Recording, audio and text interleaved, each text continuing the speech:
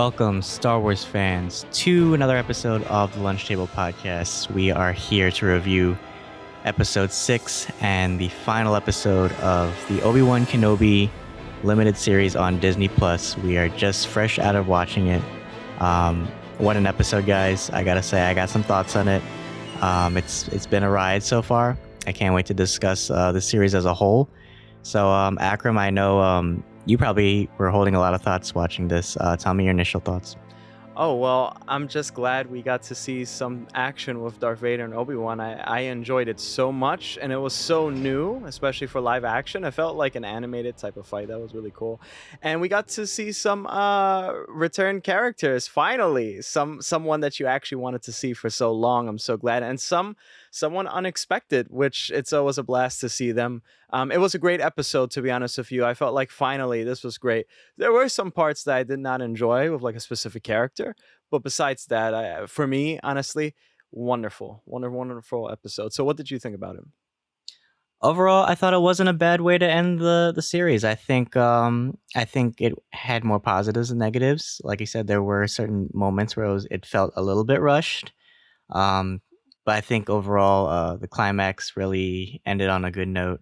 And really, it opens up a lot of potential for a future series. They've already said that they're planning season 2 for this show, and I could definitely see it happening.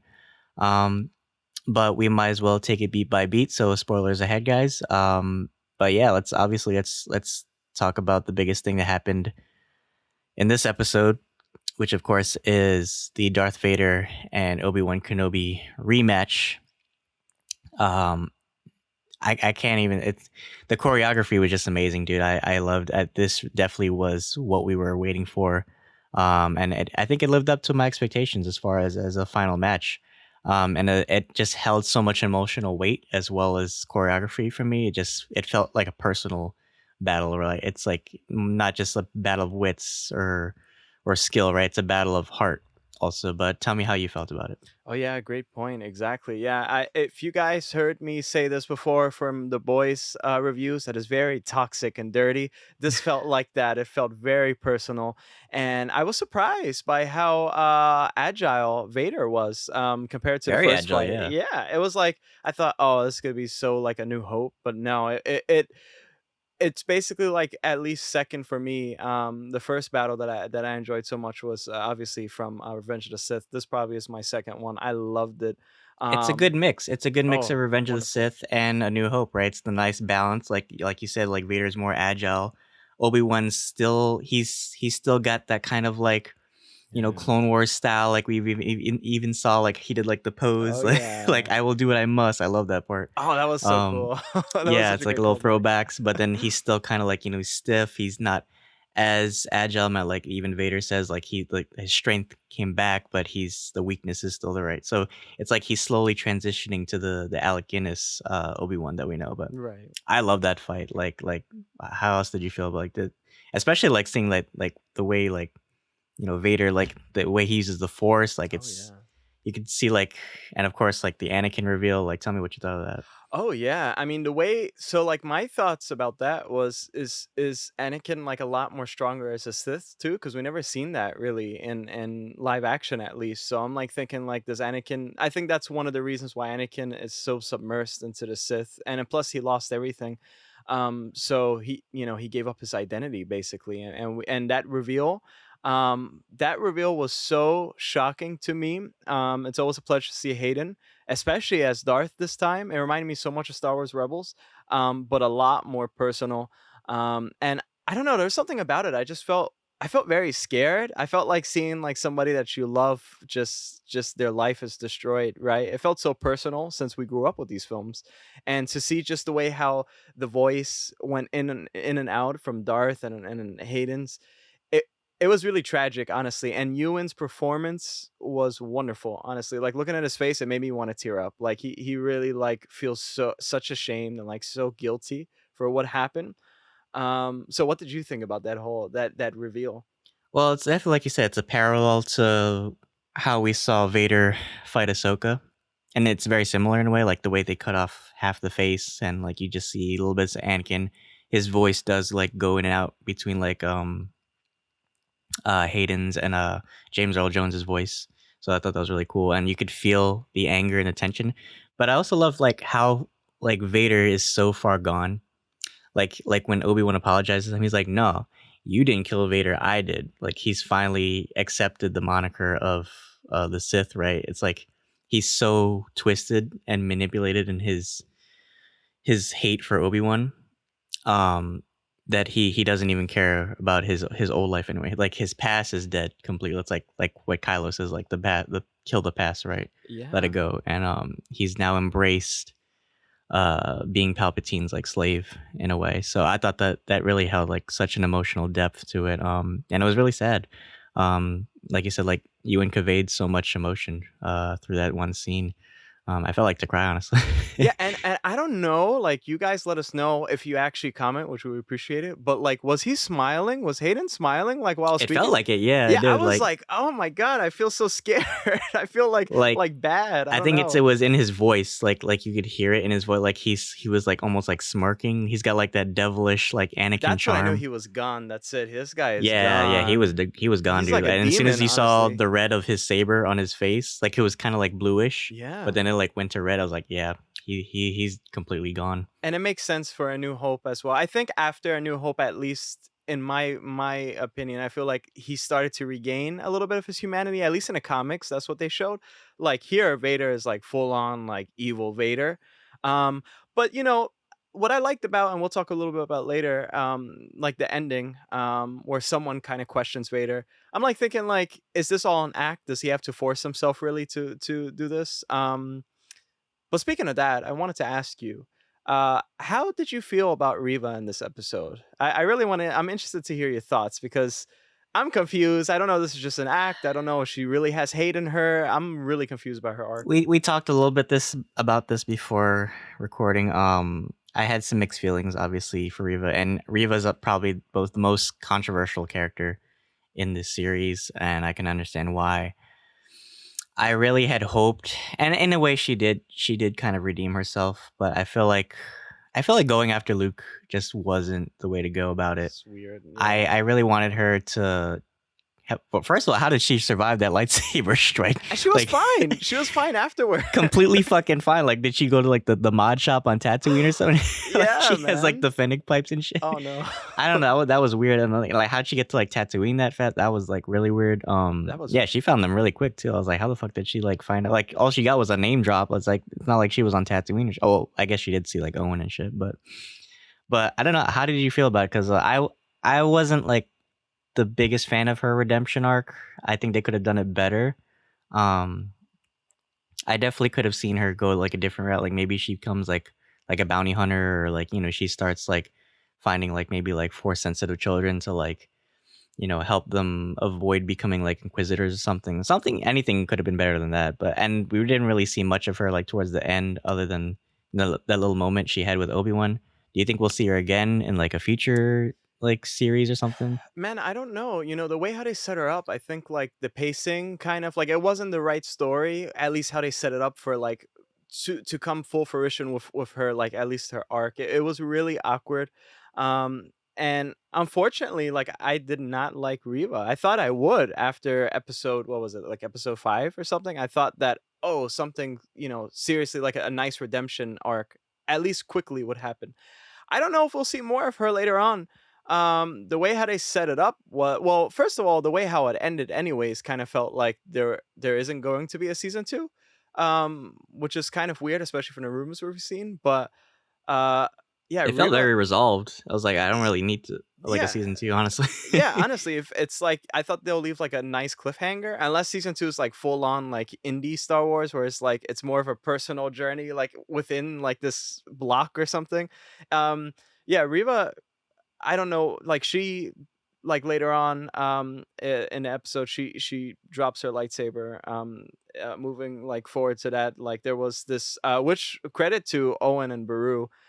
They definitely like you said earlier, what was that fight in A New Hope They basically? came strapped, ready to. I was like, where was this energy in New Hope Yeah. when they got like filet mignon. Like, Yeah, like that was like what? like there are some things in the plot that I feel like it's just to serve that moment, that specific moment. So like Riva, at first of all, I can't recall how Luke, because she was chasing after Luke, and like the most evil way. Like I was trying to like this character, and all of a sudden she went after Luke and tried to kill everybody. It was like too much. It didn't make sense. It was like A lot of things in this show feel like almost like borderline retcons of the sort original of, yeah, trilogy. It's yeah. like, wouldn't you think like Luke would have remembered that moment Yeah, I was too? praying that he wasn't looking at the lightsaber. Like I was praying he was like kind of Yeah. each time looking away, kind of to And not then see like it. there was a moment where like he met Obi-Wan, but then like in New Hope he doesn't know who Ben Kenobi is. I was like, that was a little weird. So there's like little moments like that where we'll talk about like as a whole, you know, reviewing this series. But I feel like moments like that was like a little weird. But yeah, I definitely feel like Riva's arc, especially because they built her so much in this series. They built her up to be like something like pivotal. And then for me, it just kind of felt flat with like how they resolved her issues. I did like though that at least because I was hoping that she would eventually like see the error of her ways and just be like, okay, well, what I'm doing is basically like I'm becoming, I become the very thing I swore to destroy. Right? Right.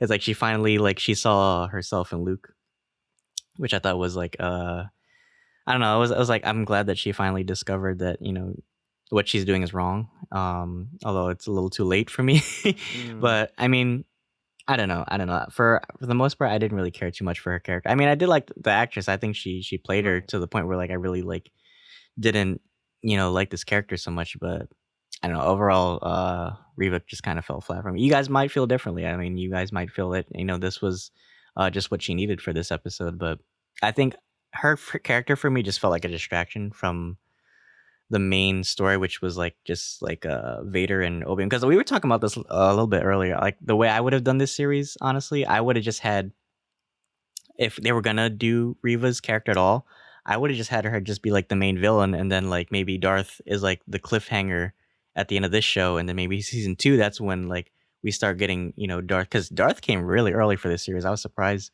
how early they brought him in, but honestly, if they were gonna do Reva, I would have just had her as, or don't do it at all, right? Just have either Darth or Reva be the main villain, because there were so many like villains. It was like the Grand Inquisitor was here too, so it was just like all these villains, and it kind of just felt distracting in my opinion. Oh yeah, for sure. Yeah, I'm like starting to think like why even the Inquisitore, like as a whole, was involved. It was really strange. Because they didn't do anything, honestly. Yeah, they didn't. They just talk shit, and then they showed like the little base, and then Grand Inquisitor. I thought probably he'll have like a bigger role. Oh, that's cool. And then all of a sudden, no, it's all about Riva, and I just felt like it was a throwaway type of subplot or like just sub characters there. It didn't come together well. I must say, especially it being a type of like chase show. I didn't enjoy her like her character arc at all. Unfortunately, I really didn't, and also like there's no explanation how Grand Inquisitor came back. I don't think it would have fit, but we never got any like time to like just rest. And when we did, it was basically like used for something else, and I didn't Mhm. really enjoy that aspect. And again, if there's a season two, great. Like I hope we get more into like the Force elements, as we seen a little bit later at the end. But I also would like to just fill in more of the characters if we do get a season two, which it doesn't look likely. It looks really weird. Um, yeah, but moving forward though, things are resolved. So after that epic battle with Darth Vader and Obi-Wan Kenobi, and after Reva finally discovers that she is becoming a monster, just like Anakin has become later on, we do see some like tying of loose ends. So tell us what you thought about just that Alderaan scene and Obi-Wan coming back. I really enjoyed that scene a lot. That was such a great moment for me. It was so cute. Like I love like first of all like Leia. She gets a little gift from Obi-Wan. It's this little gun holster, and that adds so much to her character because now it's kind of like she's starting to become the Leia that we see in New Hope. It's like she's like part politician, part badass in a way. So it's like I love that little scene, and like seeing her farewell to Obi-Wan was so like it's so emotional. But in a way, kind of like I said, a retcons like what we saw in New Hope too, because it's like, does she remember Obi-Wan or Ben as we saw? Like that's really strange because a moment like that, like you wouldn't forget somebody like that. Right. So it was kind of weird, but I thought overall it was sweet. And I love the actress who plays Leia. She's so cute. Oh, she's great. Yeah. Yeah, so that was a really touching moment for me. And also we get well, it's kind of like that's why I love that one scene where Obi-Wan was stuck under the rocks too because he was thinking about Leia and Luke Yeah. and like how they're the future too. So really, and actually kind of adds in a way that scene in New Hope. If you think about it, when they're escaping in the Millennium Falcon and Darth and Obi are fighting for the final time, and then he looks back at Luke and Leia. That kind of like adds emotional weight to that. Mm, It's like he's looking at them like how far they've come, right? absolutely. Well, how did you feel about that scene? I thought it was great. I thought that I'm glad Obi-Wan talked a little bit about Padme, and I felt like that was so Oh yeah. respectful of his old friend Hmm. too, where he mentions the father. Like Anakin. Again, Anakin is dead, and it's just Darth Vader. So Just enough, right, to yeah, talk just about. enough. Yeah. And I thought that was really nice. And I also felt like Leia is so mature for her age too. Like she didn't really care to hear all of it. Like this is her parents. This is her adoptive parents, she kind of looks over there. I felt like the whole thing was handled really well. There are some like moments where like I think, oh, is this like a retconny type of thing, or is this something where we kind of have to look over? But nevertheless, it was such a touching scene. And connecting it to A New Hope, I kind of looked at I will probably see A New Hope now through like a different lens, just because some of those like personal scenes like that. Oh yeah, definitely. It's and that's the great thing about Star Wars. It's like you look back, you look at the new things, and then you look back, and then you find like little connections in the original. It's like when Ben Kenobi first mentioned the Clone Wars, and we Oh yeah. always wondered like what that was, and then looking back, it just adds so much narrative and weight to that one little liner. But as things resolve in this episode, like you said, loose ends are tied, and then Ben returns to Tatooine, and he's got that Oh fresh look yeah, now. He's man. got the little Alec Guinness little robes going on. I That he love wears that. for like 17 years Right, later. he wears it out to his literally his deathbed. But actually, it looked cool. Like he Yeah. actually looked a lot like we've seen like parodies or fan art of like how Obi-Wan look in the desert, and that kind of reminded me of that he's got the little desert goggles too. Right. Um, look really cool. But he's saying his farewell to Owen, and that's when we finally depart. Right, so now Luke is kind of like on his own with Owen, and I think at this point, like it's like Obi-Wan's kind of like a myth to him, but it was kind of weird too because like he introduced himself, and we get the iconic hello there You also, finally, right? Yeah. right? But and he gets him the Skyhopper as well. But tell me what you thought of that scene. Well, yeah, I try to like remember what happened in A New Hope. I feel like Luke did know about Obi-Wan, but it wasn't like a thing where he knew a lot about Ben Kenobi. So looking at that, I don't know. I thought it was really cool. Actually, I think it was vice versa. I think he knew about Ben Kenobi, but he didn't know about Obi-Wan. Oh well, yeah, yeah. Well, yeah, yeah. Yeah. Basically, yeah, yeah. Yeah. But I also see that Owen and Ben have like this odd relationship where like they have to stay at a distance in the comics, especially. So they did talk a couple of times. Like I remember in the comics, like Obi-Wan fought Black Chrysanthemum because Black Chrysanthemum kidnapped Owen. So seeing this, I think it was just a really nice scene, honestly, and I'm glad to see Luke is just a boy. I like that. I also feel like Obi-Wan leaving the cave too. He's gained a new perspective. This whole journey was just for him to gain a new perspective, to become a little Mhm. wiser, right?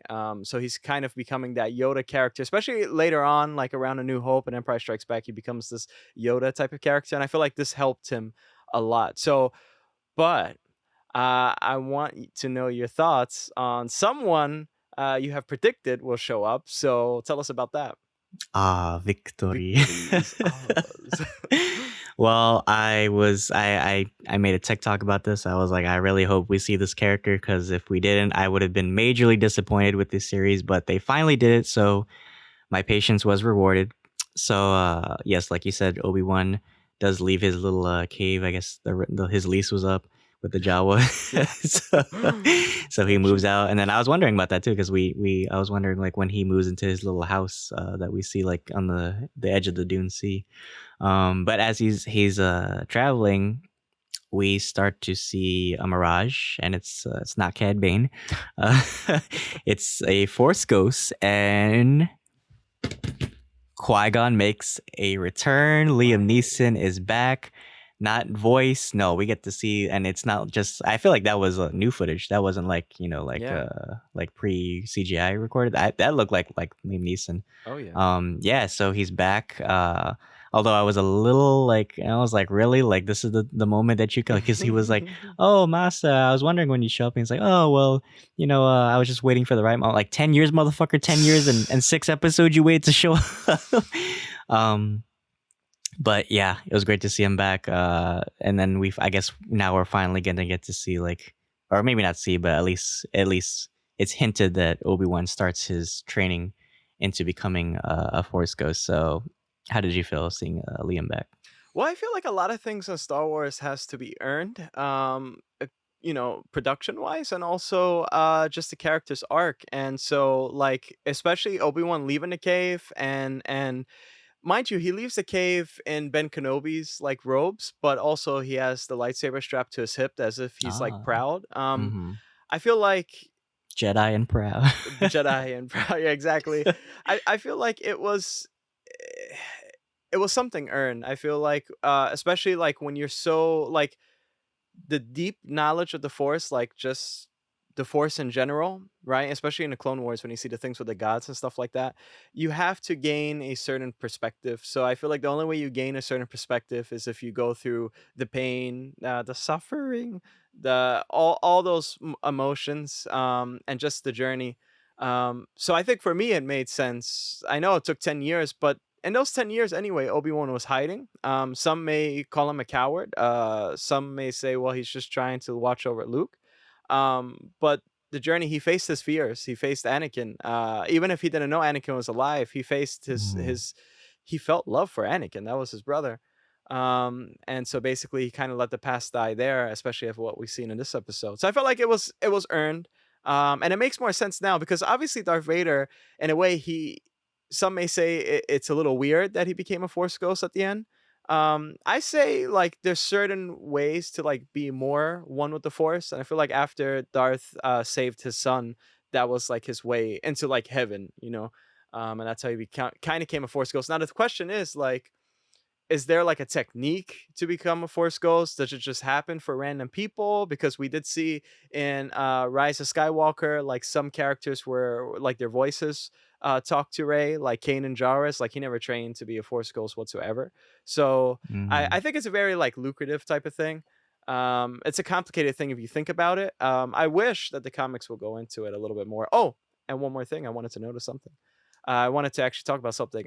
Ian McDermott is back as well. Oh shoot, yeah. Yes. That was a surprise to me, and he looked kind of different though. He actually looked more like how he looked in was it Rise of Skywalker than Revenge of the Sith. I don't know how you felt about it. It was cool seeing him Oh because yeah. we do get like, okay. So basically, it was like we returned to Mustafar, and it was a great shot, by the way. I love how it looked. And Vader is, he's basically like pissed because he lost again, Yeah. and actually this felt like it was pulled like straight out of the Vader comics. It was like his little moment, like where he's talking to Palpatine, and Palpatine's like questioning like his inner conflict. It's like does he still like harbor like feelings towards Obi-Wan? Like, is that why he lost? Um, but we get this great dialogue, and like Vader's like, truly accepted his role as the Emperor. And also, I love. I forgot to mention that one scene where it's like when he buried Obi-Wan, and he was like, what do you say? I forget. He said I've defeated you, my master, or something. Like Oh. as Vader, like that felt like so personal. Like just saying my master, to Obi-Wan. Um, just adds so much weight, honestly. But now, of course, like he's fully enraged again. Just imagine just like losing twice to Obi-Wan, especially when you thought you were more powerful, because like he basically like disrespected Darth in a way, because Vader thought the dark side was more powerful than the Jedi. So like losing to Vader again, I feel like that's like a low morale for him in a way. But that could also like, add fuel, his rage, and we all know the dark side runs on rage too, so they'll just make him more powerful in the future. Yeah, great scene. What do you think about it? Oh yeah, I loved it. It did remind me a lot of the comics. That's what I was trying to get to at earlier, before like mentioning it. It's like I'm wondering, like in the comics, Vader like is kind of, he lies a lot, especially in front of the Emperor. So like I'm thinking deep down inside, in his core, like does he really like feel hurt? Not in a way of like a Sith, but does he feel like still a little bit of love for Obi-Wan? It kind of reminds me, thinking about it now, it kind of reminds me of Kylo, where it's like this act that he has to put on. Um, and again, as we know, Star Wars is poetry, right? So like there's a lot of symmetrical themes going on there. I really enjoyed that scene. It ripped straight from the comics, honestly, for me. And I really hope, man, I really hope they make like a Darth Vader show. I don't mind see it, because Darth Vader, like he gets around in the comics. He fighting kaiju's to like going to like a magical Dude, realm. Vader's a beast in the comics. Like, if He you guys is. like, and they do it so well in the comics too, it makes a lot of sense. But yeah, a lot of people like have fought the idea of a Vader series just because they've said like, oh well, the entirety of the saga was Anakin's story, right? True, but that's also Anakin's story, right? Vader's a different person, so I wouldn't mind seeing a Vader, like, because we saw how well he was adapted to television. So I feel like giving him his own series could work as long as they, make it like, not like this Yeah. with like all these distracting characters. But I could see it. I think it would make better use of Vader, having like all these like villains and people around him, right? So you could see like how he operates within the Empire, and with, working with the Inquisitorius. I think that would work a lot better in a Vader show than an Obi-Wan show. Oh yeah. But let's wrap up our thoughts on the series overall.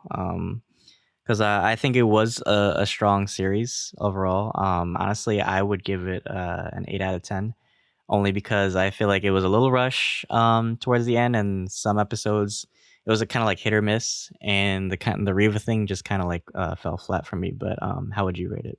Yeah, I think the same. I would rate it an 8 out of 10. The Reva thing completely fell flat for me. I really enjoyed. Like, I thought it was such a fresh take, and a great idea of like having Leia and Obi Wan interact. I never even thought about that before, so that was really interesting to see. I again, it's that type of show where like things have to be kind of fast paced because somebody is like chasing after them. It's not like the Mandalorian where it's set up differently. They just go into different worlds and exploring like lore and stuff like that. Here, unfortunately, it kind of suffered that trope of a chase type of series. So as for season two, I don't know, there will be season two. It doesn't make sense that there would be, but if there is, good luck to the creatives of making that, because I don't know what they're gonna do. But overall, um I think my favorite episode, honestly, was probably this episode. And It that's was it was a good episode. I will yeah. say I think this was definitely the strongest. Great fight between Yeah. Vader and Obi-Wan, and it parallels so much to what we see like in the future with Luke. Even like the line that Obi-Wan says, like, my friend is truly dead. Like, Yeah. it's such a parallel to Luke when he's like, my father is truly dead. I think the first two episodes were definitely the strongest. Episode 3 got better, and then episode 4 was, it kind of like teetered a little bit. Yeah. Episode 5 was just kind of like, okay, was there, Right. but didn't really achieve much. But I think this episode it was definitely like action packed. They had to fit all the loose ends into this episode. It kind of just felt a little rushed for me, but towards the end, I think it was all right. I think I honestly I couldn't see a season 2 for this, only because it feels so resolved. I don't know what else they could do, honestly, unless they do like another chase thing, which I think would kind of get boring really fast. Yeah. Um, but yeah, I mean, it's a great addition to what I call the Star Wars cinematic universe, or the Mandoverse, if you want to call it. Exactly. But it makes me hopeful that for Ahsoka, we're getting on in the future. Cassian Andor is on its way as well. We haven't had too much news on what's going on with Lando, because I think Lando's supposed to Oh yeah. have his own show too. I know. A lot of other projects too. But wrap up your thoughts on this review, Akram. Yeah. Well, I just want to give my thanks to you guys. Honestly, if you stuck to the end, we really appreciate it. And if you guys like Obi-Wan Kenobi, tell us your thoughts below in the comments. We would appreciate that, because we love hearing from you guys anytime we can. Um, So this wraps up our series review for Obi-Wan Kenobi. You guys could also check out our other playlists for The Boys, for example. We're going to cover Hero Gasm. That's really excited. I can't, it's going to be a sexy time. I'm not ready for that. I'm not honestly. ready. I'm going to put my lingerie You guys won't on. be either, I'm sure. I'm not. I don't know. And we're also covering Miss Marvel. So that episode, by the time of this recording, it should come out today. So check out our playlist for that. And other shows as well. We got Star Wars Visions that Dylan has bad audio quality, but he gave great points. That's from season 1 if you guys want to go that deep. But again, week by week we do reviews The lunch for table shows. lore. Yeah, we do reviews for shows, week by week reactions, news discussions sometimes. And yeah, we really appreciate you guys for checking us out. So Dylan, just take us away. Yeah, guys, like Akram said, we have a lot of great content out already. So definitely check out our older episodes if you haven't already. We got some great reviews. We do Marvel, Star Wars, DC, all your favorite comics and TVs and movie shows. And we do extra stuff too, like that. We have some great like little Easter eggs on the way for you guys. But thank you so much if you stuck for this recording. Can't wait to do future Star Wars projects in the future. So thank you for sticking around. Make sure you're following us on Anchor, Instagram, YouTube, and did I say Instagram already? Yeah, I guess I did. it's late. Sorry. Apple Podcasts and Spotify, of course. Yeah, and then we always update our channel. So we're working on great things in the future for you guys. So stick around. Thank you so much. And until then, thank you for having lunch with us, and may the Force be with you. See you guys. May the Force be with you.